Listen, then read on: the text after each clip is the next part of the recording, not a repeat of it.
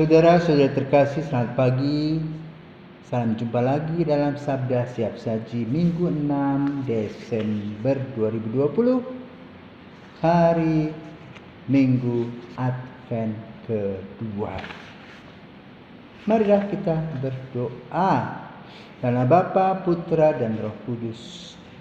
Ya Allah Bapa kami, Engkau telah menaungi kami dengan roh-Mu. Semoga roh-Mu itu menyucikan jiwa, raga, dan roh kami sehingga tetap terpelihara dengan baik sampai kedatangan Putra-Mu terkasih. Dialah Tuhan kami Yesus Kristus yang bersama Engkau dan Roh Kudus hidup dan berkuasa Allah sepanjang segala masa. Amin. Tuhan bersamamu dan bersama roh-Mu. Injil Yesus Kristus menurut Markus. Dimuliakanlah Tuhan. Inilah permulaan Injil tentang Yesus Kristus anak Allah, seperti ada tertulis dalam kitab Nabi Yesaya. Lihatlah, aku menyuruh utusanku mendahului engkau.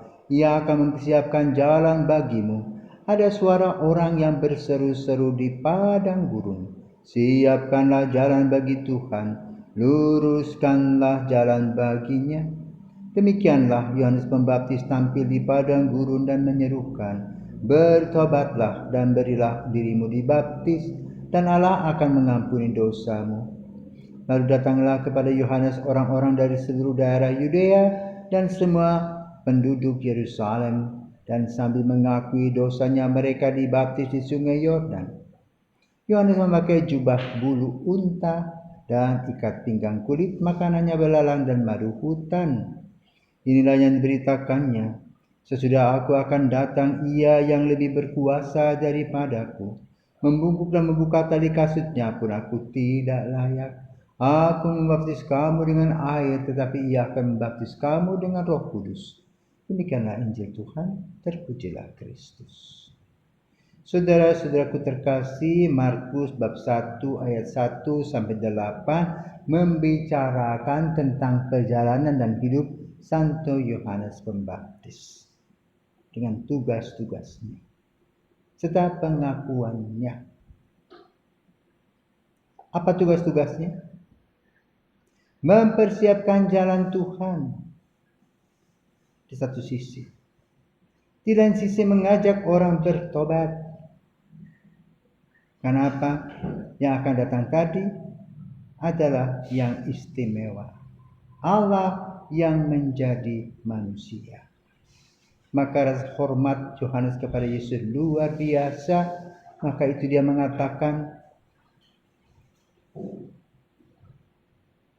membungkuk dan membuka tali kasutnya pun aku tidak layak. Maka aku membaptis kamu dengan air. Nah, inilah baptisan Yohanes, dicemplungkan, dibaptisan semua seluruh tubuh. Tetapi Yesus akan membaptis kamu dengan Roh Kudus, maka kita tidak perlu cembuka ke dalam kolam, kita tidak perlu. Air itu hanya sebagai simbol kehadiran Roh Kudus yang akan menetap di hati kita. Maka kalau kita perhatikan ada dua baptisan itu tadi, baptisan Yohanes yang dengan air, maka airnya harus banyak. Sementara kalau baptisan Roh Kudus tidak banyak-banyak. Itulah pandangan gereja Katolik. Nah, di sini pandangannya yang harus kita perhatikan tentang baptis, sakramen baptis. Lalu apa tugasnya? Tugas Yohanes sebagai seorang dari kelompok SNI yang belajar dalam satu asrama, sebagai kelompok yang menantikan kedatangan Yesus, atau yang disebut kelompok Anawim, orang-orang sederhana yang hatinya tulus dan polos. Maka hidupnya pun juga amat sangat sederhana. Makan belalang, madu hutan. Itulah makanannya. Sederhana, tidak macam-macam. Tetapi sehat secara jasmani dan khususnya juga secara rohani.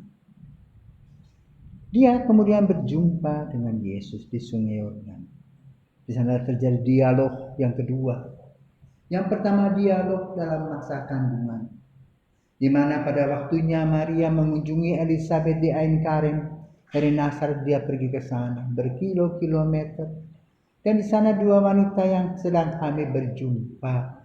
Dan betapa sukacitanya orang-orang yang ada di dalam kandungan, yaitu Yesus dan Yohanes Pembaptis. Maka apa yang terjadi dengan Elizabeth dan Maria?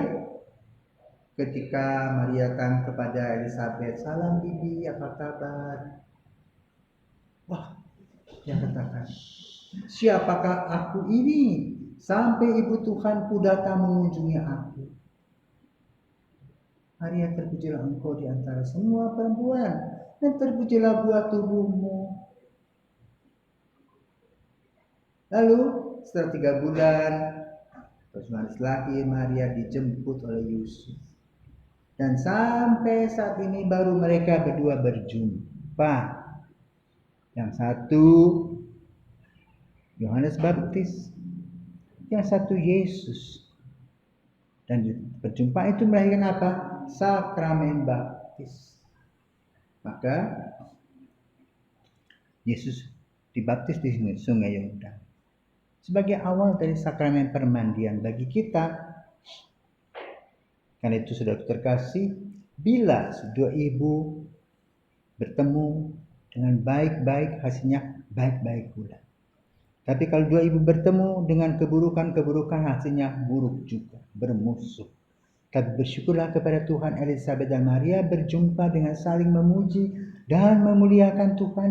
Demikian pula ketika Yohanes Pembaptis bertemu dengan Yesus, saling memuliakan Tuhan.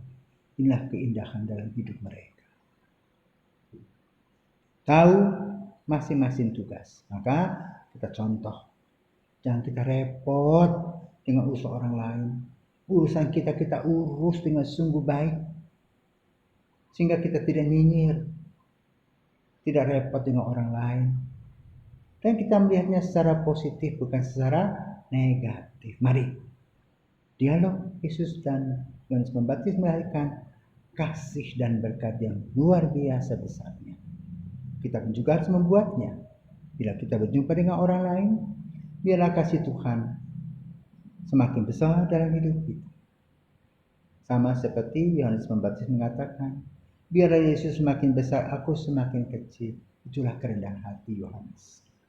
Semoga kita pun juga diberkati dengan belajar rendah hati. Selamat pagi, Tuhan menyertai. Marilah berdoa. Ya Allah, semoga tubuh Kristus Putramu yang telah kami terima menguruskan kami sepenuhnya. Peliharalah roh, jiwa, dan raga kami sehingga dapat senantiasa mengharapkan kedatangan Putramu yang penuh kemuliaan. Sebab Dialah Tuhan dan Penantara kami kini dan sepanjang masa. Amin. Selamat pagi.